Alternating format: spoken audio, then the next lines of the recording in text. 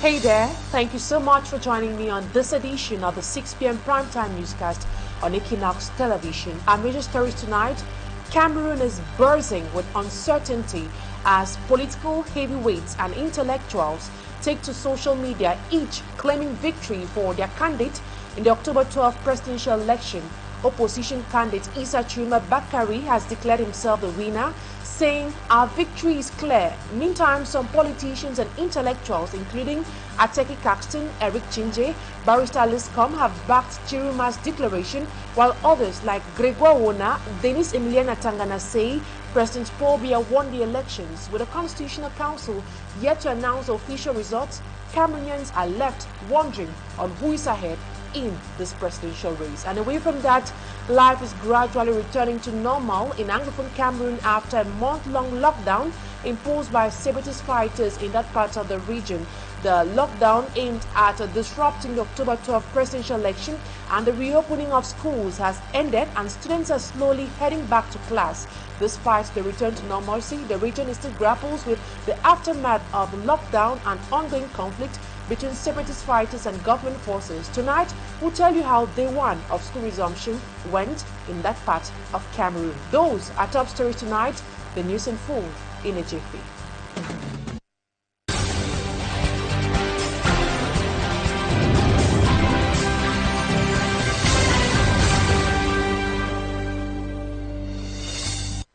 Joining us, then know you're watching the 6 p.m. primetime newscast on Equinoxe television, and for presentation, I am Immaculate Fogwe.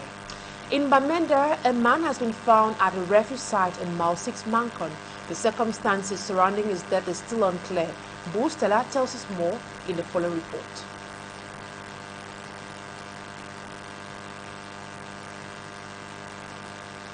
We'll be having this report done by Stella, a chief town of the Bamenda, where a man was found at a refuge site in Mile 6 Mancon. The circumstances surrounding his death is still unclear, as Stella tells us. The body of a man identified as Amanda Bertrand was discovered at a dump site in Mile 6 Mancon, Bamenda 2 subdivision, on Tuesday morning. The Army Rescue Team says it received a call around 11 a.m. from locals who had stumbled upon the corpse. When rescue officials arrived at the scene, they found Bertrand with severe wounds to his head, back and leg. Injuries, locals say, point to possible gunshots. Across the Mile 6 neighborhood, locals recall hearing gunfire around 9 p.m. on Monday night. Many here believe the killing reflects the growing disregard for the right to life, a fundamental right guaranteed by law, but often violated amidst the region's ongoing insecurity. At the time of this report, the remains have been handed to the family for burial, but it is still unclear whether authorities have opened an investigation. Stella reporting in Bamenda. Now to the southwest region of Cameroon, where the town of Boya has for the past 5 weeks experienced a separatist-imposed lockdown which paralyzed movement and businesses within the town. This came as Cameroonians across the country and beyond prepared and voted for the President of the Republic on Sunday, 12th of October. Our reporter Rex Afon has been touring the town since morning and says life has returned to normalcy, and also the schools have all opened their doors and students are already taking lectures. His report. The once comatose town of Boya has now regained its activeness fully. This is reflected in schools within the town. I'm smiling. I'm very happy today. I can say that all my students have come back to start school. We must follow the national calendar of activities. So we already begged some of the teachers to organize some makeup classes so that those who were not there can at least gain something out of it. It is the same scenario in Muya. School authorities here have taken measures to ensure they catch up. I did not sleep last night. I got up at 4 a.m. I was just so excited to come to school this morning. We agreed with my administrators that we'll have classes from Tuesday to Saturday for Form 1 to Upper 6, and then Sundays from 12. Form 5 and Upper 6, so that we can catch up lost time. Similar measures have also been taken at BGS Moliko. No absenteeism or permission will be granted to any teacher. Saturday classes, we started that about 3 weeks back for students in examination classes. And as the days unfold, we might have to include Form 4 and lower sec. Teachers also have to learn to make use of free periods, because we have a few free periods on the timetable, and some teachers are already indicating. Exceptionally, classes will extend for some classes up to 4 p.m. For the students, it is a joy to be back in the classroom. I'm so happy because it's a new school I'm going to and they teach well. I feel very happy because we have been in the house for a long time and Lycée is a very good school. I'm very happy to be with my friends today and my teacher just taught me a lot about the 26 letters of the alphabet. Teachers say the response from the students is encouraging thus far. I've come in contact with our new students who are so excited coming into college. And I could see the zeal of learning in them. Buea is lively again after 5 weeks of lockdown. Rex Afon reporting from Buea, and we stay in the southwest region, but this time around in Kumba, where life is slowly returning to normal as students, pupils and teachers head back to class after a 10 weeks-long separatist-imposed lockdown that disrupted the start of the 2025-2026 academic year. The region's return to calm comes days after the presidential election. Siricha Kucho reports sheds light on the situation on the ground, capturing the experiences of teachers and students as they strive to catch up on lost time. In Kumba, southwest region of the country, the resumption of the 2025-2026 school academic year has timidly resumed, this due to the separatist call for lockdown. But some days after the presidential voting process, students, pupils and teachers gradually go back to school. It was timid, but today the attendance has really increased. Yeah. And everything is going smoothly. Like schools began on the 8th of September 2025-2026. Nationwide, Government High School Kumambeng was not left behind. The teachers, the administrators were here. They were coming in their numbers. We had timid attendance by the students. And after a long period of time, today we see students streaming in their numbers, looking excited to come to school to study, and the teachers are all prepared. Though some teachers are glad to begin classes, they, however, raise concern of some challenges they face. Lack of infrastructure. As you can see, the school resembles a glorified primary school with this structure in the center of the town. Does not reflect Government High School Kumambeng, but we hope that in the near future the government is going to take cognizance of. While waiting for presidential results, students feel happy resuming school. Now, coming back to events that unfolded on October 12, Cameroonians are voicing strong concerns over reports of irregularities and attempted result manipulation during that election. According to eyewitnesses, ballot stuffing, altered tally sheets, and irregular counting procedures were among the malpractices observed in the Fako Division, southwest region of Cameroon. Smajika Gebe reviews some of these cases. As Cameroonians still await the official proclamation of results by the Constitutional Council after the presidential elections, the cases of irregularities continue to reach our newsroom. In Muya, it was a total war of words between voters and officials of Elections Cameroon that broke out after the vote. We are told elections officials said the counting of the vote will only be done at the office of the DO of Buea, something that got many voters at the voting station furious as they say the counting must be done where votes took place.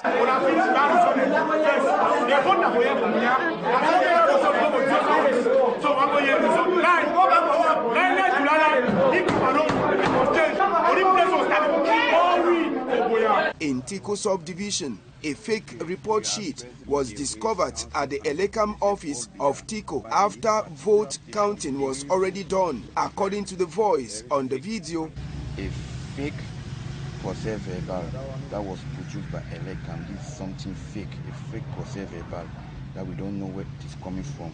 It is showing that our representative, that is the polling agent for Issa Chiroma. The name is Ashu Young John, which we never had any polling agent with. Meanwhile, in this particular station, we never had that number of votes. And they say Issa Chiroma is having 23 votes. You can see how you can see how pens are counted everything. She stole the ballot paper.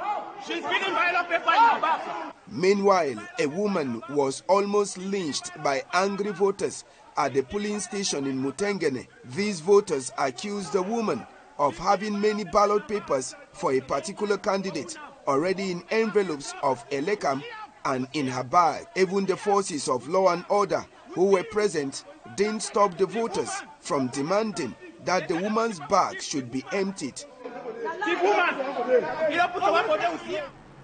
And we stay in politics as Cameroon's presidential hopeful Issa Chuma Bakari has declared victory in the October 12 presidential election, thanking supporters for their determination to bring about positive change. Speaking hours after the polls closed, Chiruma urged the government to respect the will of the people of Cameroon. Anabila reports. Dear compatriots, Cameroonian women and men, the president of the National Salvation Front, Issa Chiroma Bakari, says the wish of Cameroonians who voted on October 12 for their preferred candidate should be respected. The people have chosen, and this choice must be respected. In a viral outing hours after the presidential election, Chiroma once again opens up to Cameroonians in total gratitude. First, I want to say thank you to the Cameroonian people. Thank you for believing in me. Thank you for believing in us. Thank you for believing in change. Thank you to all who voted and to all who protected their vote. You are the true heroes of this victory. Issa Chiroma's heart as well goes out to those other candidates who are already acknowledging he is on the lead. I also thank the candidates who have already sent me their congratulations and recognize the will of the people. The president of the National Salvation Front also has some words for the forces of law and order. To our defense and security forces, I pay tribute to your loyalty. I call on you to remain on the side of the Republic and of the people. Do not let anyone divert you from your sacred mission to protect the people, not a regime. He adds that he is ready to work with all and sundry towards a better Cameroon. Issa Chiroma Bakari promises to share details of the votes in the days ahead. In the coming days, I will share with you a detailed report of your vote. To the youth of Cameroon, I say, the future belongs to you. To our teachers, our workers, our farmers, our soldiers, our journalists, our diaspora, I repeat, you stood firm and you won. He concludes by saying he is also waiting for congratulatory messages plus words of encouragement from actors of the current regime. And in a similar way, Cameroonians are exuding optimism in their country following the high voters' turnout that came out in their numbers to vote for who is going to govern them for the next 7 years. Many are growing impatient with the Constitutional Council's decision to publicize the results in the next 15 days. And some citizens in Douala express hope that their votes will come the next 2 weeks when the elections are expected to be published. We have greater details with Mala Glory.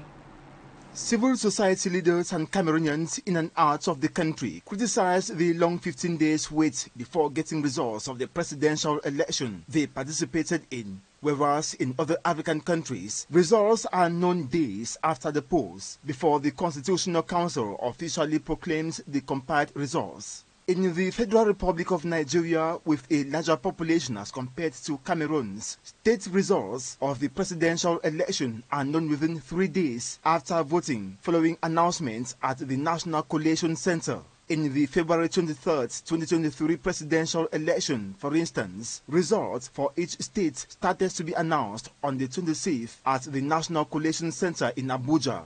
In the early morning of March 1, that is, 2 days after the announced state results, the Independent National Electoral Commission, INEC, declared the winner, Bola Tinubu, as Nigeria's new president. In Senegal, the president of the National Committee for the Counting of Votes announced the results of the March 24, 2024 presidential election on Wednesday, March 27th, 3 days after voting. This was seen in the case of Bassirou Diomaye Faye, elected president of Senegal. According to Article 89 of the Electoral Code, the winner of the presidential election is known at least 5 days after the polls.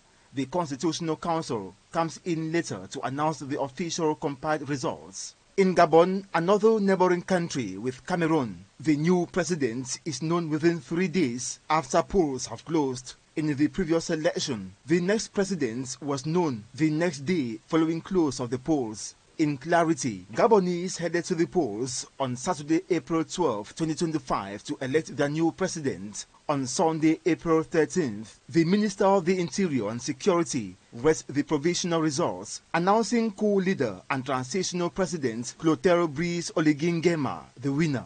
Meanwhile, disgruntled Cameroonians fume at the 15 days delay to proclaim presidential election results by the Constitutional Council and threats issued by the Minister of Territorial Administration to anyone who goes above the Constitutional Council, the sole institution with the prerogative to publish results. That was us reporting there. Now we go take you to sports, where Cameroon's FIFA World Cup qualifying hopes suffered a major setback after Indomitable Lions were held to a frustrating 0-0 draw by Angola at the Amadou Ahidjo Stadium in Yaoundé. The result has sparked widespread disappointment among fans who had expected a win to keep their World Cup dreams alive. More with our sportsman, Smart Chikangebro. Frustration on the faces of the supporters of the Indomitable Lions who turned out at the Amadou Ahidjo Stadium to watch match day 10 of the FIFA World Cup qualifiers. There are certain times that we need to be realistic, because at the end it's complicated. We can't say anything bad about our players, but look at the time the coach was bringing in Basogok, Choupo-Moting and Captain Abubakar. Many who watched the Cameroon versus Angola game said they were expecting a win for the Lions, who wanted to be at least on the second spot, which we see the Lions participating in the playoffs. We were expecting a win at least, but with this result, we are in a hot seat. We don't even know our fate any longer. The starting 11 was good, but unfortunately they didn't give us the result. The coach was supposed to make changes earlier. The game style of the Lion was also criticized by many, but their non-qualification is not a big deal for a supporter who left Douala to Yaoundé to watch the game. I left Douala to Yaoundé to see the Lions win.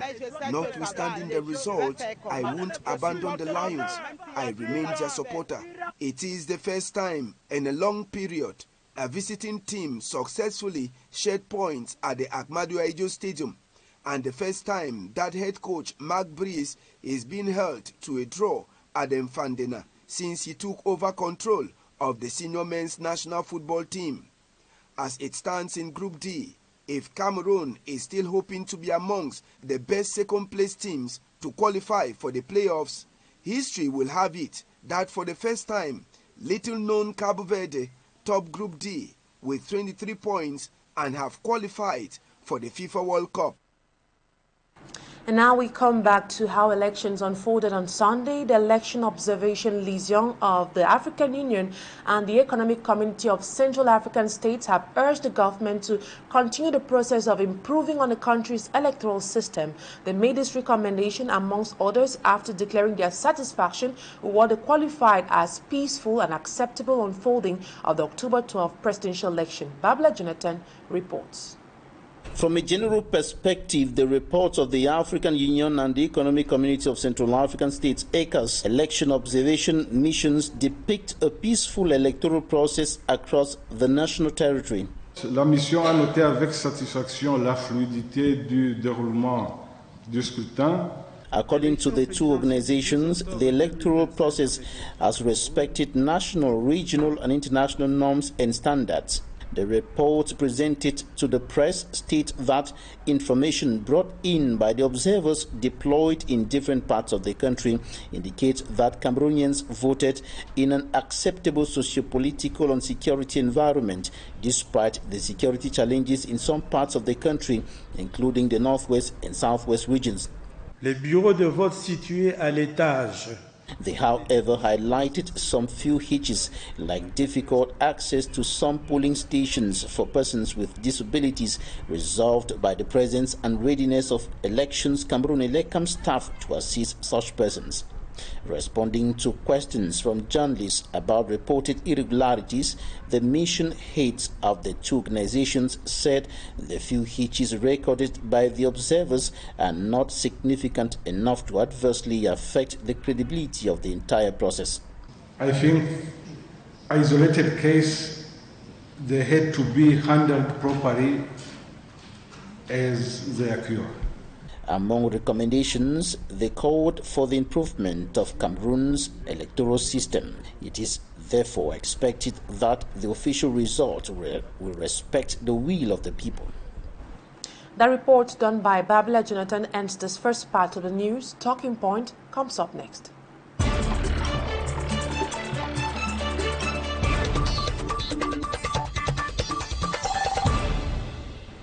My guest tonight on Talking Point is called Herve KEUMOGNE. He is an election observer. Good evening. It's a pleasure to have you on Talking Point tonight. You were on the ground on Sunday monitoring the unfolding of the voting process. Your collaborators were also on the ground across the national territory. What did you observe?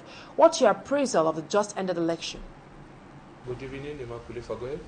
According to what we noticed yesterday, the police station was open at 8 and everything was going smoothly in the morning. But in the afternoon, we started having some news coming inside from the country, especially from the far north. We had two cases, one from the north and one from the far north, where people have been caught with several voting cards on them.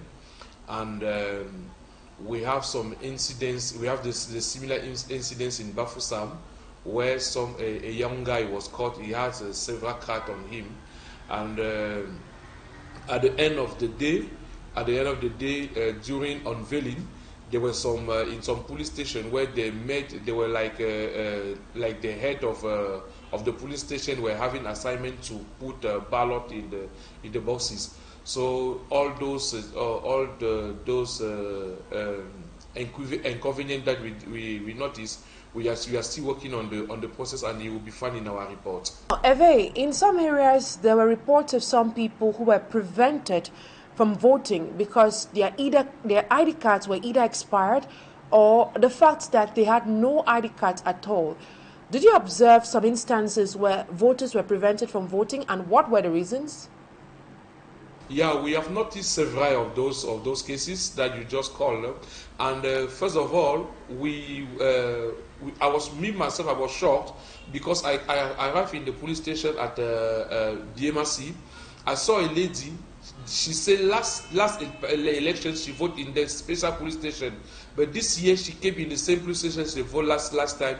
Her name was not found in the police station. When they helped her to tap her name appeared in the western part of Cameroon. So I was amazed. I said, "What is happening?" She said, and I asked her. She said, "Yes, 2018 presidential election, she voted there."